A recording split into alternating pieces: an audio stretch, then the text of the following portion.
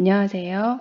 1년 동안 여러분들과 함께 수학 공부를 하게 된 조효정 선생님입니다. 지난 시간은 오승민 선생님과 함께 수업을 했었는데요. 온라인 개학 동안 수학 수업은 오승민 선생님과 한 차례씩 강의를 나누어 수업을 진행할 예정입니다. 자, 학습지를 보겠습니다. 지난 시간에는 소수와 합성수의 개념을 배웠는데요.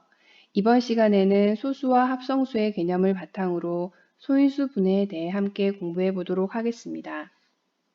먼저 평가 기준을 다 함께 큰 소리로 읽어 볼까요? 소인수 분해의 뜻을 알고 자연수를 소인수 분해할 수 있다. 이번 시간 수업을 듣고 나면 여러분들은 소인수 분해를 할 수 있게 될 것입니다. 아래는 선생님이 링크를 하나 걸어 두었는데요. 오늘 수업과 관련이 있는 영상이니 수업 종료 후 영상을 시청하고 한 줄 감상평란에 감상평을 써주세요. 위의 영상은 지금 배울 거듭 제곱과 관련이 있어요. 여러분 거듭하다 라는 말 들어본 적 있죠? 거듭하다 라는 뜻은 어떤 일을 자꾸 되풀이하다 라는 말입니다. 수학에서도 거듭하다 라는 의미는 비슷하게 쓰이는데요. 아래 5 곱하기 5 곱하기 5, a 곱하기 a 곱하기 a 곱하기 a와 같이 같은 수나 같은 문자를 여러 번 곱한 것을 간단히 나타낸 것을 거듭 제곱이다 라고 합니다. 이때 5 곱하기 5 곱하기 5는 5를 3번 곱했다고 해서 이렇게 표기하고 5의 세제곱이라고 읽고 a 곱하기 a 곱하기 a 곱하기 a는 a를 4번 곱했다 라는 의미로 이렇게 표기를 하고 a의 4제곱이라고 읽습니다. 이때 여러 번 곱한 수나 문자를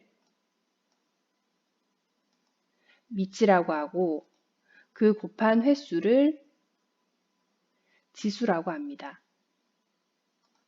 그러면 5 곱하기 5 곱하기 5에서 밑은 5가 되고 지수는 3이 되고 a 곱하기 a 곱하기 a 곱하기 a에서 밑은 a가 되고 지수는 4가 됩니다.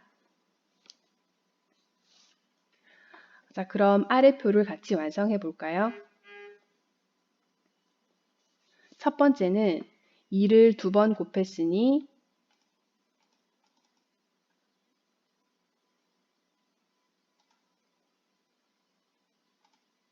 2의 제곱으로 표기하고 읽는 방법은 2의 제곱이다 라고 읽습니다. 두 번째는 2 곱하기 2 곱하기 2는 2를 3번 곱했기 때문에 2의 세제곱이다 라고 이렇게 표기를 하고 읽을 때는 2의 세제곱. 세 번째는 2 곱하기 2 곱하기 2 곱하기 2는 2를 4번 곱했으니 이렇게 표기를 하고 읽을 때는 2의 4제곱 이렇게 표기를 합니다. 자, 여기서 잠깐 1은 거듭 제곱을 하면 얼마일까요? 1 곱하기 1은 1이죠. 1 곱하기 1 곱하기 1도 1이죠.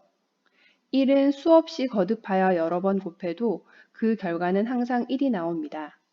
따라서 1의 거듭 제곱은 항상 1이라는 사실 잊지 마세요. 자, 이제 이 단원의 핵심인 소인수 분해에 대해 공부해 보도록 하겠습니다. 소인수 분해를 하기 위해서는 소인수라는 단어의 뜻을 알아야겠죠. 소인수는 소수인 인수를 말합니다.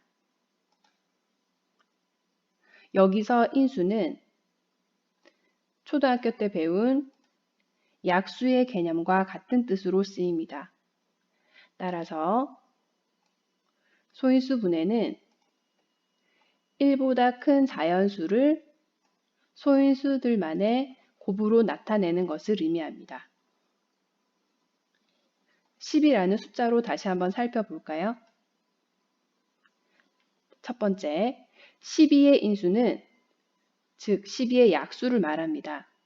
12의 약수는 곱해서 12가 되는 모든 수를 찾으면 되니까 1, 2, 3, 4, 6, 12가 되겠죠.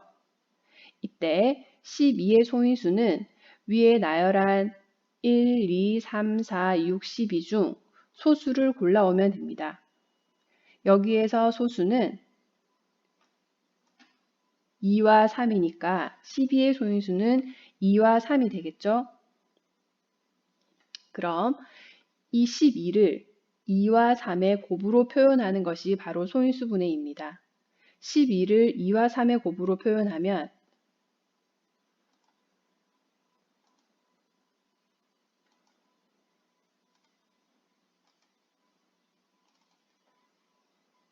바로 2의 제곱 곱하기 3이 됩니다. 소인수 분해를 하는 방법은 다음 차시에 더 자세히 공부할 예정이니 지금은 소인수 분해가 어떤 것인지만 이해하면 됩니다. 자, 그럼 지금까지 배운 내용을 문제를 통해 함께 확인해 보도록 하겠습니다. 1. 다음을 거듭 제곱을 사용하여 나타내시오. 5 곱하기 5는 5가 2번 곱해졌으니 5의 제곱이 되겠죠. x 곱하기 x 곱하기 x 곱하기 x는 x가 4번 곱해졌으니 x의 4제곱이 됩니다. 분수도 마찬가지인데요. 2분의 1 곱하기 2분의 1 곱하기 2분의 1은 2분의 1이 3번 곱해졌으니 2분의 1의 세제곱이 됩니다. 네 번째, 3 곱하기 3 곱하기 7 곱하기 7 곱하기 7은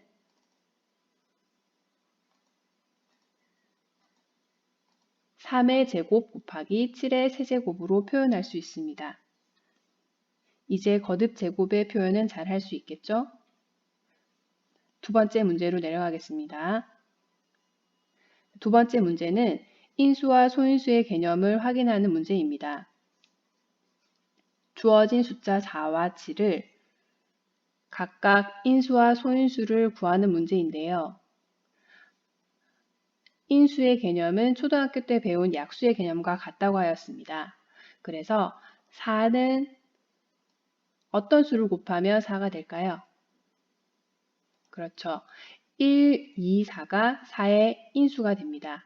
이때 이 구한 인수 중에서 소수를 고르면 2, 하나밖에 없겠죠? 두 번째, 7은 어떤 수를 곱하면 7이 될까요? 네, 1과 7을 곱하면 7이 되니까 7의 인수는 1과 7입니다.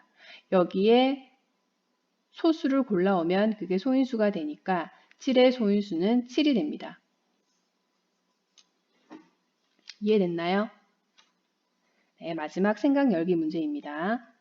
100, 4, 25, 169, 81, 196, 225.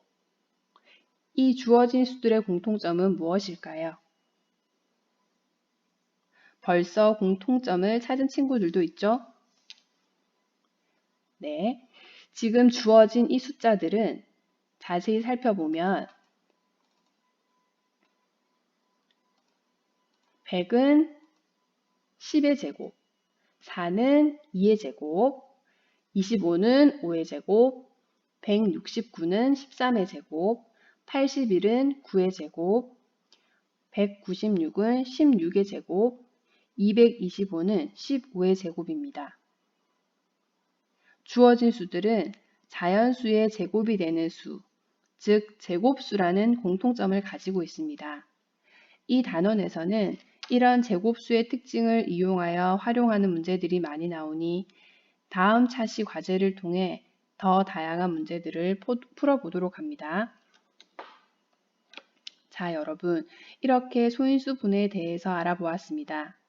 오늘 배운 내용은 교과서 15쪽에서 16쪽에 해당되므로 교과서를 통해 다시 한번 복습해 보기 바랍니다. 이상으로 마치겠습니다.